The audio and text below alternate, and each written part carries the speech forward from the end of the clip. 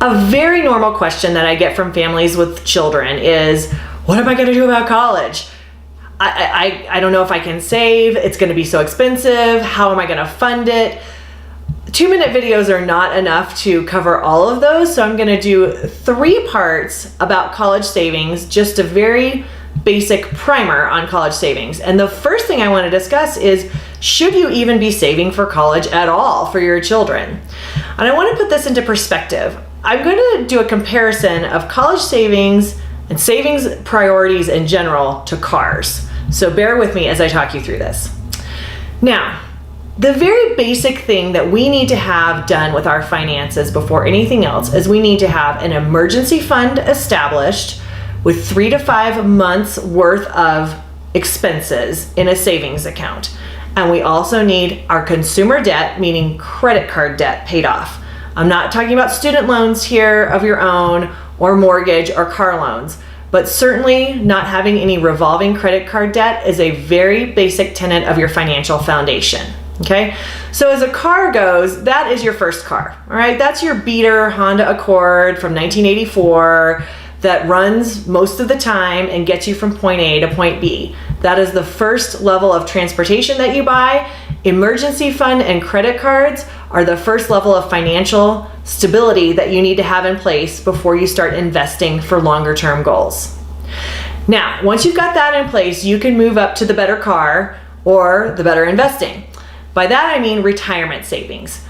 Not everybody needs to send kids to college, but one thing we all have in common as a people is that everyone wants to retire someday. So everyone needs to be saving for retirement.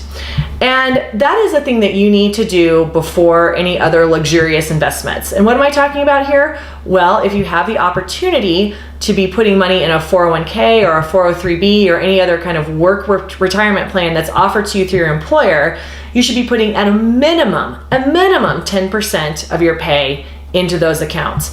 If you're starting your retirement savings in your 30s, you need to be putting 15% of your pay in your retirement accounts. And if you're starting your retirement savings in your 40s, I hate to tell you this, but you need to be socking 20% of your pay into retirement accounts before you invest any other place. I know that's shocking and bad news, but this is the kind of information that will get you to a secure retirement. And a secure retirement is more important than giving your kids a free ride to college on your dime, okay? So that, I would say, retirement savings, back to my car analogy, that is, you're moving up to, say, I don't know, a Toyota 4Runner, brand new. That's more fun, it's got a little bit more functionality, and it's got bad gas mileage, so it's not as practical as your early Honda Accord. You've got a payment to it. It's your middle of the road car. That is your that should relate to your middle of the road investment, which is you need to get your retirement savings house in order before you can consider putting money away for college. And this sounds like I'm such a cruel, horrible person. I do have children, by the way, and I do want to help them pay for college, but it can't be at the expense of my security going into my old age.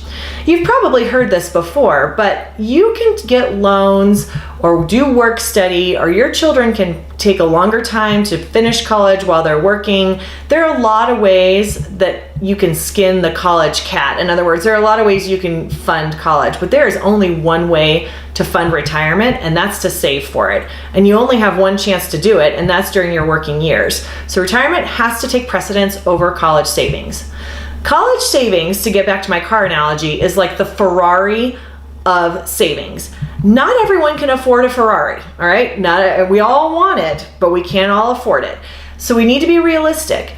Is our foundation in place? Is our retirement savings on track? If we've got those things in hand and have extra money to invest, certainly start putting away for your kids' college. They will thank you. You'll be glad to give them that help. But it is not a luxury, honestly, that all of us can afford. So I want to also give you a break as parents and try not to have you spread yourselves too thin with too many savings goals. There is an order and a priority to which we tackle these goals.